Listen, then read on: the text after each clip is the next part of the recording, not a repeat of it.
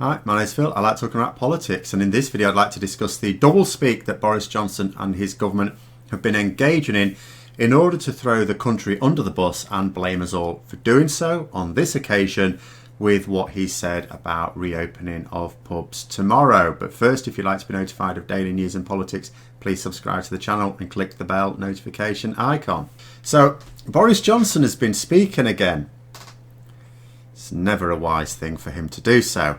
Amongst other things about the plan to reopen pubs. In fact, the entire interview that he's just conducted was beyond cringeworthy, but I'm just going to focus on this for now.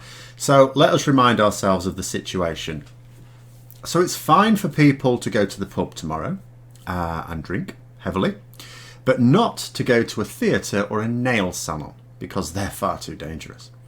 More than just fine, in fact, because the government are actively encouraging people to do this. You know, with various other easing of the lockdown, you know, the government's just said, okay, we're easing this now. With pubs, they're really pushing the idea of going there. You know, he's had official government outlets promoting the fact that you can go to the pub. And he said that they can open from 6 a.m. as well. So they're not just going to be open tomorrow. At a weekend when authorities tried to at least plead with him, could you do it midweek? He's trying to say, oh, it doesn't make any difference still. Absolute rubbish, of course, because if it's a day when more people are off work than would be the case midweek, you've got a greater pool of people who will then descend on it. The pub, the first time they've been able to go there for months. But anyway, at the time I'm doing this, I also have to say, just like I was saying yesterday, there's still no updated regulations released for the legal position on this. I mean, that has to come out sometime today, of course. But the point at which I'm doing this, it's not. You know, when he was asked about the pubs, what he said, well, I'm going to quote this. He said, I think we wanted to give pubs time to prepare and we wanted a date in early July. There's a couple of things here. Now, if he wanted to give pubs time to prepare, to open, you know, as safely as possible, okay, why hasn't he then? I mean, yes, there is some guidance on the government website in terms of things they need to bear in mind, but as I discussed yesterday, at various points in it talks about details on how to do this coming later.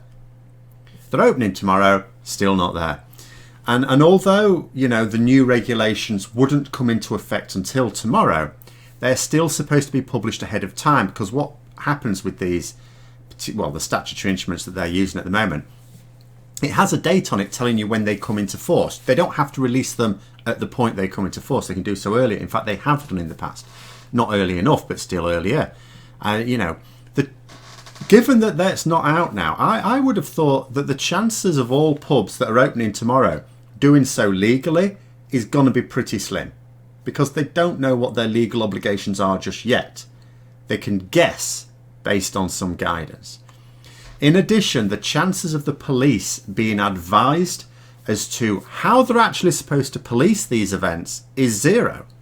Because I don't work for the police, but I imagine when new regulations come online, senior officers need to look through that and then effectively guide their more junior officers in what they need to do to police the new regulations. They've got no time to do that. No time at all to get officers up to speed on the new law. And he also said he wanted a date in early July. So when they were discussing this a month ago, you know, remember the new they announced that they wanted pubs to open in mid-June, you know, for this weekend. So they must have been discussing it early June.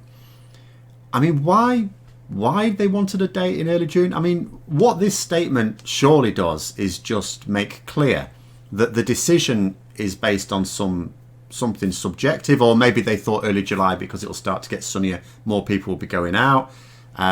Certainly not based on any modelling of the infection rates. And what really got to me, and this will continue to get to me in a way that most things generally don't, is both yesterday and today, Boris Johnson saying that people should behave responsibly. I mean to say, this is the guy who said, when criticised about the vague, difficult to follow way in which the lockdown has been eased so far, you know, this stay alert, this nebulous stay alert concept, for example, And he said, British common sense will get us through this. And all the supporters are going, yeah, of course, no one likes to think they don't have common sense. Everyone likes to believe that their common sense will see them through. The only reason we have laws is because of other people, irresponsible other people. I've got common sense. I know how to behave. And then he blamed the same British public who he said he trusted to get us through this for packing out the beaches, causing emergency situations, when he had told councils who were fearful of this very event occurring that they should welcome the crowds visiting the tourist spots. So the way it happened is he announced that, these are restrictions.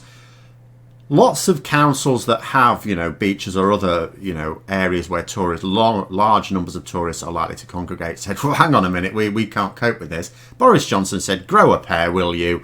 Embrace it. Then emergencies. And then he says, well, that's just people not behaving responsibly, really, isn't it? It's nothing to do with me. And the same thing is surely going to happen again.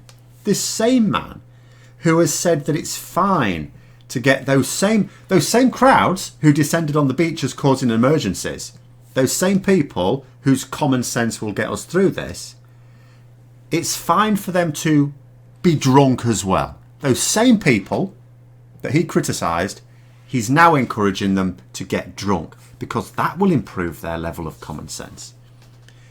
Because otherwise, what is allowing pubs to open from 6 a.m? This isn't just pubs being allowed to open tomorrow. From 6 a.m. on a Saturday morning, what is that supposed to achieve other than people being as pissed as farts and committing public order offences by the afternoon? Now I would like to think that most people are like to stay away. Certainly some polls suggest that an awful lot of people who might otherwise, if they felt it was safe to go to the pub, would like to, but they're not going to. But let's be honest. It's not necessarily about sheer numbers of people that will go to the pub. The people who will stay away, that would like to go to the pub but will actually just stay away, will be the people who, face facts, would have drunk responsibly anyway. The people who will be descending on the pubs from the crack of dawn are going to be disproportionately those who have no sense at all, common, British or otherwise. The ones most likely to overdo it and cause trouble are exactly fitting the profile of the people who are very likely to go out tomorrow. I, frankly, will be utterly astounded, genuinely astounded, if this time tomorrow I am not reading reports of trouble on the high street, arrests having to be made, in the high streets of England. And what will Boris Johnson say about it? The guy who has encouraged these people, knowing full well how they behave when they're not even drunk. Although granted, some of the people who caused trouble on the beaches were drunk as well, but just in terms of the emergency situation. The guy who's encouraged them to behave like this is the fault of the small minority who didn't pay attention to my message about being responsible. Who's responsible when they're drunk, for goodness sake? Who is actually responsible when they've been drinking? That is sort of the problem with drinking. It stops you being responsible. It switches off that bit in your brain that goes, I don't think you should do that. You're going to regret doing that. It's completely silenced. But people are buying it. There was a poll out this week, and it was just showing just how many members of the public were willing to blame others, not the government, others.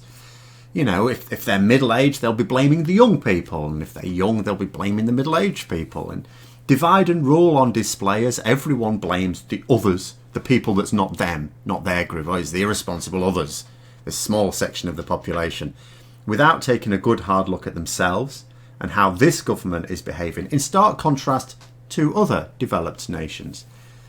But, as I've said before, if it turns out we're in the middle of the calm before the storm of a second wave later this autumn, winter, and the death toll starts stacking up again, I wonder how many people will be happy to give the government a pass then. Increasing numbers of people turned against the government during the first wave. You would think driven to some extent, there were various reasons, not least of which when the Dominic Cummings saga led to the one rule for you, another rule for us. But still, you would think driven to some extent by personal experience of this virus. It's easy to blame others when you're not personally affected. Once you are personally affected, someone you love, someone close to you, and you start to see actually, you know, they're being let down here.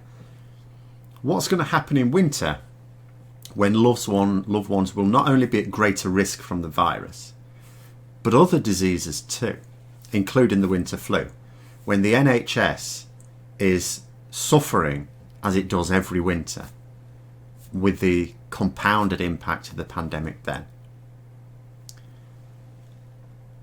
And what of the stay alert message at that point when you're as drunk as a skunk by 10 a.m. because you're actively being encouraged to go to the pubs and then go to work potentially?